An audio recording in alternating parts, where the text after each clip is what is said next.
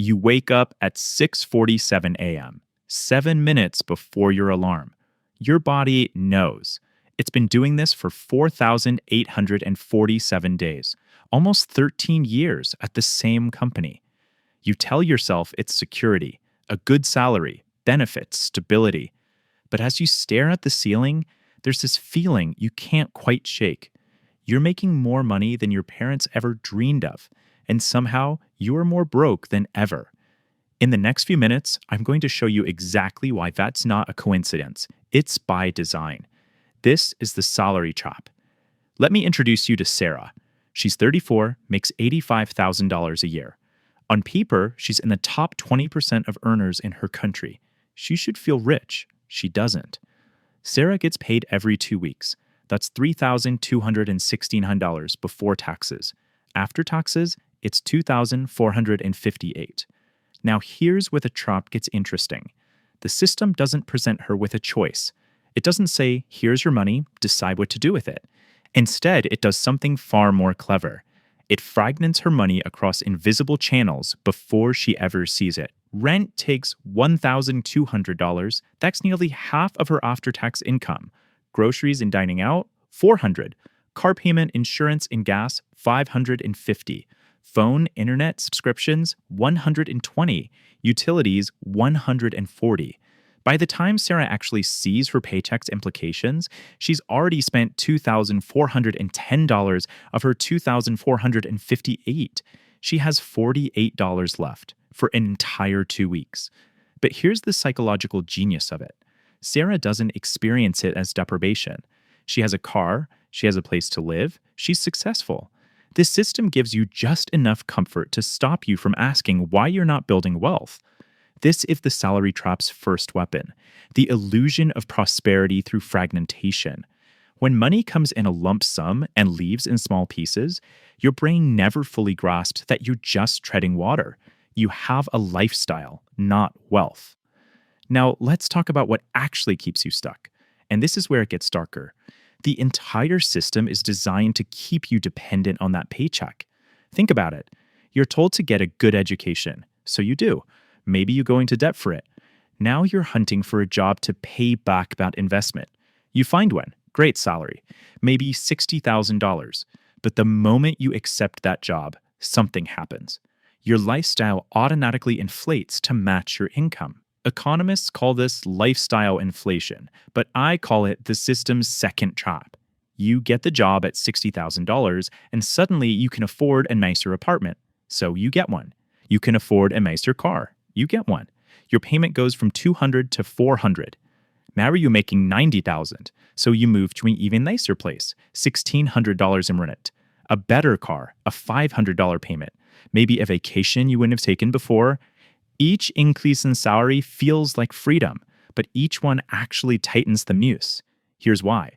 You're no longer free to leave that job because you need that salary to maintain your lifestyle. You've built a financial life that requires constant paychecks. This is what I call golden handcuffs. The cruelest part? You did this to yourself. The system didn't force you, it just presented the option, and human psychology did the rest. We see progress as moving up, not as actually getting richer. So we move up into a lifestyle that consumes every penny we earn. The CEO making $500,000 a year can be just as trapped as someone making $50,000 if their lifestyle requires $450,000 ever. The salary doesn't determine your freedom. The gap between your income and your expenses does. And the system is designed to keep that gap as small as possible. Let me tell you about my friend David.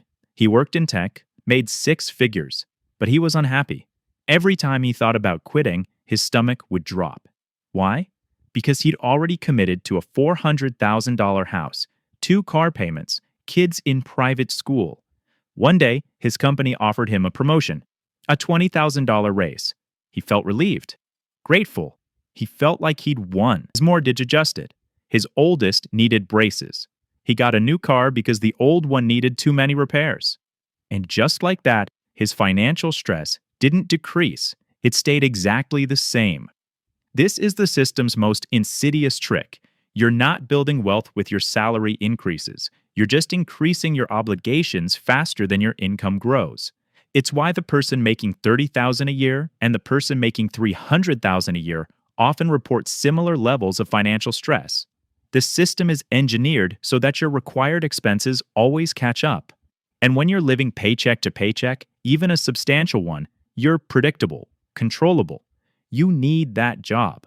You can't take risks, can't start a business, can't invest in your own ideas because all your money is already promised to someone else. Your landlord, your bank, the car company, they all benefit from your trapped state. You're a guaranteed revenue stream. But you don't actually benefit. I want you to imagine something. Imagine you quit your job tomorrow. You just left. How many months could you survive? Be honest. If your answer is less than 3 months, you're trapped. And you're not alone. Over 60% of professionals couldn't sustain their lifestyle for more than 1 month without a paycheck. Think about that. You are 1 month away from a financial crisis at all times. That's not security. That's a very comfortable prison. The salary trap convinces you this is normal. Work, earn, spend. Work harder, earn more, spend more. But this isn't inevitable. It's not a law of physics. It's a choice that's been made for you. The moment you realize your salary isn't keeping you rich, it's keeping you busy enough to not become rich, everything changes. Because once you see it, you can't unsee it. You start asking different questions. Not how do I make more money, but why does all my money leave? Not how do I get a promotion, but how do I build assets instead of obligations? This isn't about quitting your job tomorrow. The point is this: awareness changes behavior. Once you understand the trap is a system, not a law, you can start to dismantle it. First, stop confusing income with wealth. A $200,000 salary is income. $50,000 in savings and investments is wealth. One is temporary, the other is permanent. Second, attack the gap. Intentionally keep your expenses lower than your income. This feels backward, but it's the only mechanism that works. Third, redirect that gap into assets that work for you, not liabilities that work against you. And most importantly, build optionality. The moment you have 3 to 6 months of expenses and savings, something shifts psychologically. You're no longer trapped. You can negotiate better. You can take risks. You can leave situations that don't serve you. The goal isn't just to earn more. The goal is to become independent from the system's requirement that you need that paycheck. Because the moment you don't need it, you're free.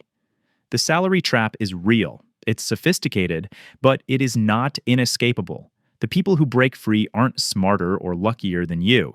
They just became aware. They saw the system for what it is, and they decided that comfort wasn't the same as freedom. You have that same choice. If you found this breakdown valuable and you want to learn the actual mechanics of building wealth instead of just earning income, subscribe to this channel. We break down the psychology of money, the systems that control your finances, and how to beat them. New videos every week. Each one gets you one step closer to actual financial freedom. Thanks for watching, and I'll see you in the next one.